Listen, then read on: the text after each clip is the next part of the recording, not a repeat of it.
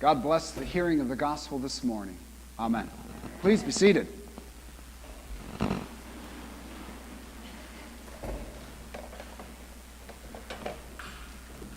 I'm so happy to be here. I'm so happy you're here. I'm so happy Jesus is here. The bells are here. It's Resurrection Sunday. I'm joyful. I'm psyched. I'm geeked. And not because I had a Snickers chocolate egg for breakfast either. Or the Peeps. It's because it's Easter morning. It's Easter morning. That's when we get a glimpse over the rim of the world to see the possibilities beyond what we thought was normal. And what was normal is really what we heard on Friday, on Good Friday, when we heard about Jesus suffering and dying at the hands of Rome. If you would have witnessed the cross, and seen this beautiful person, this divine person cruelly put to death, how could you not be overwhelmed in dark despair?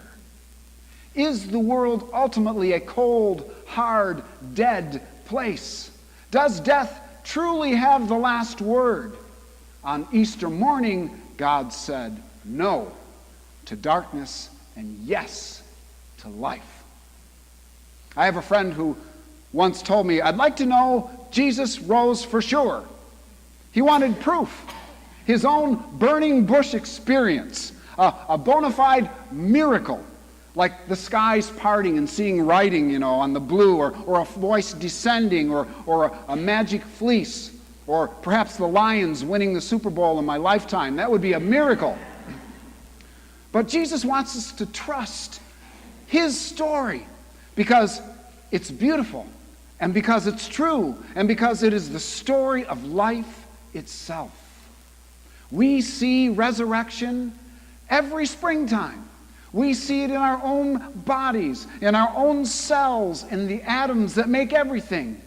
We see it in all creatures, flora and fauna. It is the pattern of the universe. Death is the engine of life. Energy does not die, it just changes forms. That's what Einstein said, and he's no slouch. This is resurrection. It was in the Garden of Eden, as we heard, when paradise was lost, and now it is another garden where Mary Magdalene finds hope again. Her hope is in Jesus. He had cast 7 demons out of her, freeing her. He changed her life. He gave her a reason to live. He gave her worth and dignity and compassion. But Friday, she was at the cross. She was one of the few, and she saw him die. And now, hopeless.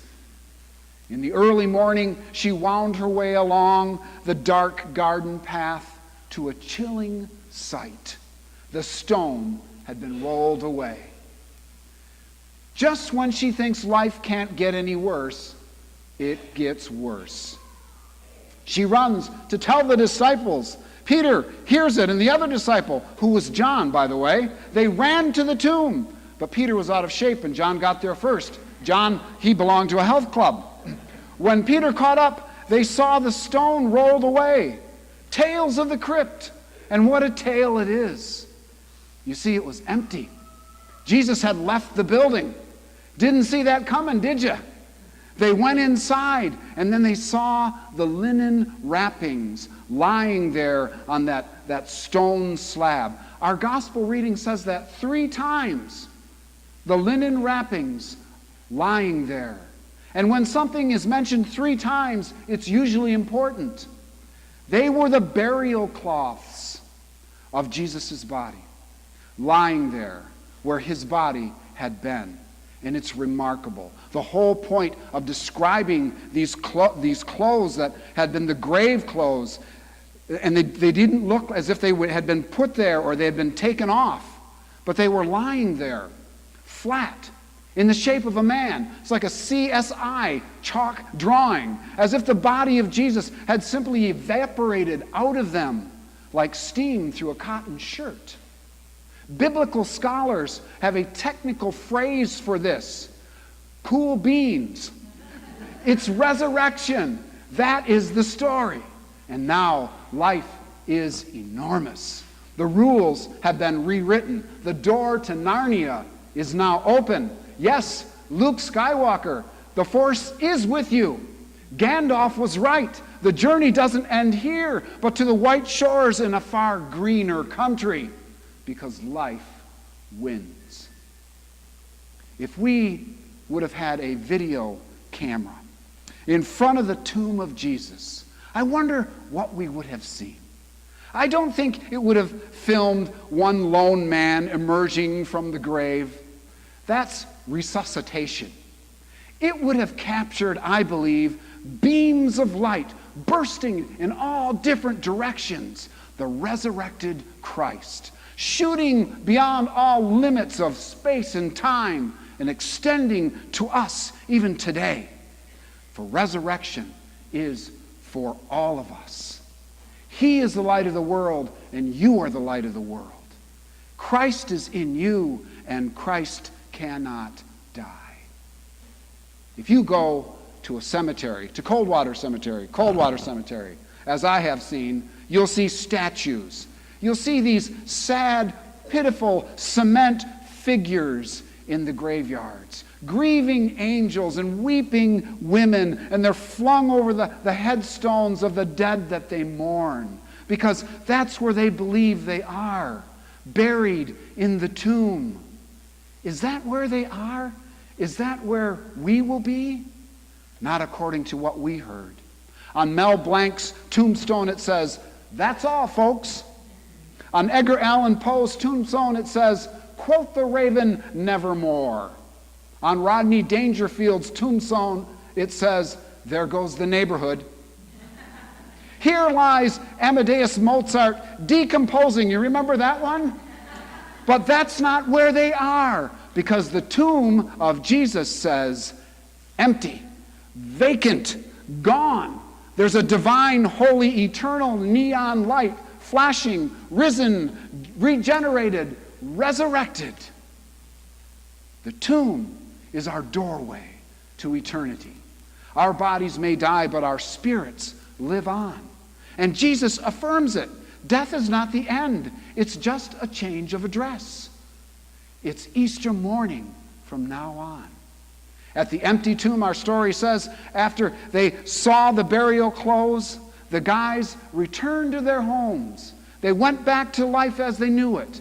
The men, they didn't get it. They didn't see it. Amen, ladies. Mary is left behind. She wipes her Good Friday tears from her face, and she enters the tomb to look for herself. And suddenly, the woman who was once possessed with demons finds herself in the presence of angels. And Mary tells them why she cries. Then, from behind, another voice reaches her. It's Jesus. And she wheels around to see. Maybe her eyes are blurred by her tears. Maybe it's the dim early light. Maybe it's because Jesus is the last person she expects to see. She thinks he's the gardener. I mean, how appropriate is that? God, a gardener. Do you know where he is? She asks this man. And Jesus says her name. He says her name. Can you imagine that moment? A loved one who has gone before you, a spouse, a child, a brother, a sister, a parent, a friend, and maybe it's been years, but to suddenly hear that person say your name, it's overwhelming. And one day it will be. That is our Easter morning promise. And Mary, hearing her name, she throws her arms around the Lord she loves so much. No fanfare. There was no parade, no CNN interview, no New York Times headline. The first person the resurrected Christ appears to on Easter morning is a woman without hope. That's just like God. When life is blurry, roll the stone away, Lord. When I have doubts and despair, roll the stone away, Lord. Even in my most difficult hours of trial and grief, let me hear you speak my name. For no matter how dark our Friday may be, God, you are always Easter morning to me. Amen.